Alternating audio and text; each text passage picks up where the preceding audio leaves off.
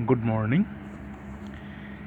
BSc part third physics second nuclear physics की first unit में हमने अभी तक रदरफोर्ड मॉडल और रदरफोर्ड स्कैटरिंग में थीटा स्कैटरिंग एंगल और इम्पैक्ट फैक्टर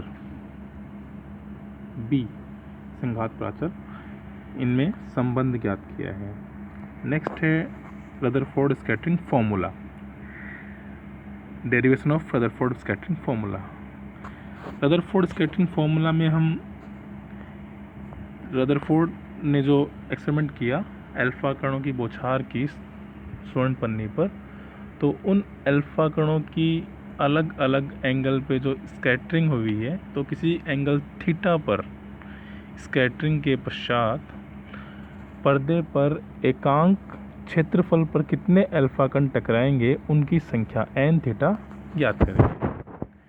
रदरफोर्ड प्रकीर्णन में हमने पढ़ा था कि B संघात प्राचल के लिए प्रकीर्णन कोण थीटा होगा, और साथ ही ये देखा था कि जैसे जैसे B कम होता है वैसे वैसे थीटा का मान बढ़ता है। तो हम ये कह सकते हैं कि अगर B के लिए थीटा कोण है तो B से कम संघात प्राचल करते जाएं और 0 तक जाएं तो थीटा का मान प्रकीर्णन कोण का मान थीटा से अधिक होगा। तो यदि 0 से B तक संघात प्राचल लिया जाए तो प्रकीर्णन कोण थीटा या उससे अधिक होगा। तो थीटा या उससे अधिक प्रकीर्णन कोण पर प्रकीर्णित अल्फा कण वो होंगे जो कि नाभिक से 0 से लेके B दूरी तक के क्षेत्रफल में से गुजर रहे हैं। इसका मतलब वो जो क्षेत्रफल है B त्रिज्या वाला यानी पाई B स्क्वायर, वो एक विशेष क्षेत्रफल हो गया जिसका नाम प्रकीर्णन परिक्षेत्र स्कैटरिंग क्रॉस सेक्शन सिग्मा से दर्शाते हैं। ओके, अब मान लो अल्फा कण जिस स्वर्ण पन्निका पे टकरा रहा है उसकी मोटाई है t और उसके एकांक आयतन में परमाणु की संख्या है n। तो प्रति एकांक क्षेत्रफल में परमाणुओं की संख्या हो जाएगी n × t। ओके, यदि क्षेत्रफल a है तो कुल उस लक्ष्य के अंदर, उस पन्निका के अंदर परमाणु हो जाएंगे n × a × t। n एकांक आयतन में परमाणु संख्या, a क्षेत्रफल, t मोटाई यानी a × t हो गया आयतन। तो a × t आयतन और एकांक आयतन में परमाणु संख्या n गुणा कर दें तो आ जाएंगे कुल परमाणुओं की संख्या। Okay, NTA। अब एक परमाणु के चारों ओर पाई B स्क्वायर क्षेत्रफल है स्कैटरिंग क्रॉस सेक्शन, तो इसलिए टोटल स्कैटरिंग क्रॉस सेक्शन हो जाएगा परमाणु की संख्या गुणा एक का स्कैटरिंग क्रॉस सेक्शन यानी NAT × सिग्मा। अब यदि थीटा कोण पर जो प्रकीर्णित हो रहे हैं अल्फा कण, उनका जो अंश है उसको हम स्मॉल f दर्शाएं तो उसको हम इस तरह ज्ञात कर सकते हैं कि कुल कितने अल्फा कण उस पर टकरा रहे हैं और उनमें से कितने अल्फा कण थीटा कोण पे मुड़ गए, इनका अनुपात। ठीक है, अल्फा कण जो थीटा है उससे अधिक कोण पे मुड़े हैं वो बटा कुल आपतित अल्फा कणों की संख्या। अब थीटा है उससे अधिक कोण पे कौन से मुड़े हैं, जो सिग्मा क्षेत्रफल से गुजरे हैं, और कुल कितना क्षेत्रफल हो गया सही परमाणु को मिला के NAT सिग्मा। तो NAT सिग्मा से जो गुजरे हैं वो तो हो गए थीटा है उससे अधिक कोण से मुड़ने वाले और बटा कुल क्षेत्रफल यानी A। It means NT sigma equal to F, वो अंश जो कि थीटा या उससे अधिक कोण पे मुड़ता है। हम सिग्मा का मान रख दें तो NT पाई B स्क्वायर, इक्वेशन नंबर 15, क्योंकि पीछे से चलती आ रही हैं इक्वेशंस।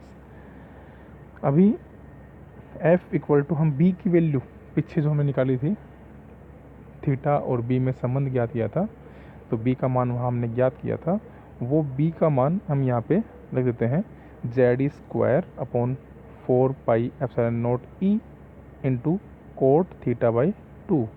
ये b का मान पीछे आया था, वो हम यहाँ पे रख देते हैं। तो f equal to pi N T bracket जेड² अपॉन 4πε0 E स्क्वायर ब्रैकेट बंद स्क्वायर इंटू कोट स्क्वायर θ/2। ये आ गया थीटा या उससे अधिक कोण पे मुड़ने वाले अल्फा कोणों का अंश भाग। अब हम अगर वो अल्फा कोण निकालना चाहें जो थीटा व थीटा प्लस डी थीटा कोण के मध्य मुड़े हैं, जो इस डायग्राम में दिखा रखे हैं, थीटा कोण और थीटा प्लस डी थीटा कोण के बीच में।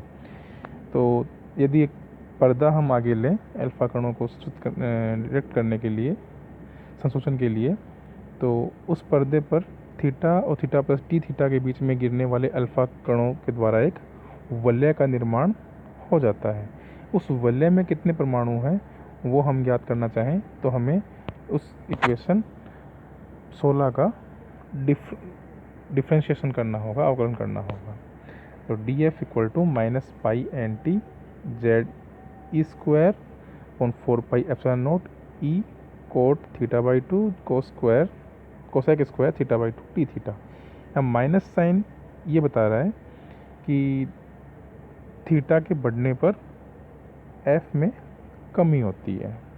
जैसे जैसे एंगल बढ़ता है वैसे वैसे अल्फा कणों की संख्या कम होती है। इट मीन्स अधिक कोण पे मुड़ने वाले अल्फा कणों की संख्या कम होती जाती है। ओके, अब जो हमने पीछे देखा था डायग्राम में कि एक वलय का निर्माण करते हैं, उस वलय की त्रिज्या कितनी होगी। यदि पर्दा r डिस्टेंस पे रखा हुआ है उस पन्नी से, तो उस वलय की त्रिज्या हो जाएगी r sin थीटा और उस वलय की चौड़ाई हो जाएगी r d थीटा। ये हम सिंपल ट्रिग्नोमेट्री से ज्ञात कर सकते हैं, जो पीछे 10th क्लास में 12th क्लास में खूब हमने पढ़ी है। फिर उस वलय का क्षेत्रफल कितना होगा, हमने अभी देखा कि वलय का क्षेत्रफल कितना होता है, उस वलय की परिधि, आंतरिक परिधि गुणा उसकी मोटाई। तो वलय की आंतरिक परिधि 2πr sin थीटा और मोटाई उसकी r d थीटा। तो 2πr² sin theta d theta या 4πr² sin θ/2 cos θ/2 d theta. Okay, ये हो गया ds क्षेत्रफल। यदि संपूर्ण प्रयोग की अवधि में ni अल्फा कण गिरते हैं, टोटल पूरा प्रयोग हमने जितने टाइम के लिए किया उस टाइम में ni फॉर इंसिडेंट, तो इंसिडेंट अल्फा पार्टिकल्स की संख्या है ni। तो उनमें से थीटा और थीटा प्लस डी थीटा के बीच में कितने मुड़ेंगे, हमने पीछे ज्ञात किया था df, वो अंश जो कि थीटा और थीटा प्लस डी थीटा के बीच में मुड़ता है, उसको अगर मल्टीप्लाई किया जाए टोटल इंसिडेंट अल्फा पार्टिकल्स से, तो हमें ज्ञात होता है कि कितने अल्फा कण थीटा व डी थीटा के बीच में मुड़ेंगे। तो वो होंगे आपतित कणों की संख्या गुणा वह अंश जो थीटा व डी थीटा के बीच में मुड़ता है। Okay, NiDF। अब हमने क्षेत्रफल ज्ञात किया था ds। यदि ये जो सारे अल्फा कण हैं Ni इंटू मोड DF, ये गिरते हैं ds क्षेत्रफल में, तो हम एकांक क्षेत्रफल में गिरने वाले अल्फा कणों की संख्या ज्ञात कर सकते हैं। तो थीटा कोण पर प्रकीर्णित एकांक क्षेत्रफल में पर्दे पर आपतित अल्फा कणों की संख्या वो होगी n थीटा। यहाँ थीटा क्यों आया, क्योंकि थीटा कोण पर प्रकीर्णित है। तो एकांक पर्दे पर एकांक क्षेत्रफल में थीटा कोण पर प्रकीर्णित अल्फा कणों की संख्या NiDF बटा क्षेत्रफल ds। इन सब की हम वैल्यूज रखते हैं पीछे से। तो मैथमेटिक्स, सिंपल मैथमेटिक्स से काट के हम देख पा रहे हैं इक्वेशन नंबर 19 आएगी n theta equal to Ni into NT into Z² e⁴ upon 8πε0 का bracket square r² E² into 1/sin² θ/sin⁴ θ/2। तो यहाँ पे हम देख रहे हैं कि n थीटा पे किस तरह निर्भर कर रहा है, वह थीटा बाई 2 की घात 4 के व्युत्क्रमानुपाती है। इसका मतलब थीटा बढ़ने पर एन थीटा शार्पली डिक्रीज होता है। दूसरा, एन थीटा एन आई के समानुपाती है, जो कि होना ही है। इंसिडेंट एंगल जितने पार्टिकल जितने ज़्यादा होंगे उतने ही एन थीटा होंगे। एन के समानुपाती है। एन एकांक आयतन में परमाणु की परमाणु की संख्या, जितने अधिक परमाणु होंगे इतना अधिक इंट्रैक्शन होगा और उतना ही अधिक उसका प्रकीर्णन होगा। टी मोटाई के समानुपाती है, मोटाई ज़्यादा होगी तो परमाणु की लेयर होंगी, इससे प्रकीर्णन अधिक होगा। जेड जो परमाणु क्रमांक है उसके समानुपाती है, स्क्वायर के समानुपाती है। जेड का क्या रोल है? जेड के कारण कुलाम फोर्स लगता है, कुलाम रिपल्सन फोर्स लगता है। तो जेड अधिक होगा तो कुलाम फोर्स अधिक होगा, जिससे इंट्रैक्शन ज़्यादा होगा और प्रकीर्णन ज़्यादा होगा। साथ ही ये दूरी आर के व्युत्क्रमानुपाती है और अल्फा कणों की गतिज ऊर्जा ई के भी वर्ग के व्युत्क्रमानुपाती है। अल्फा कणों की ऊर्जा अगर अधिक होगी तो वह परमाणु के साथ में इंट्रैक्शन कम करेगा, तो स्कैटरिंग भी कम होगी।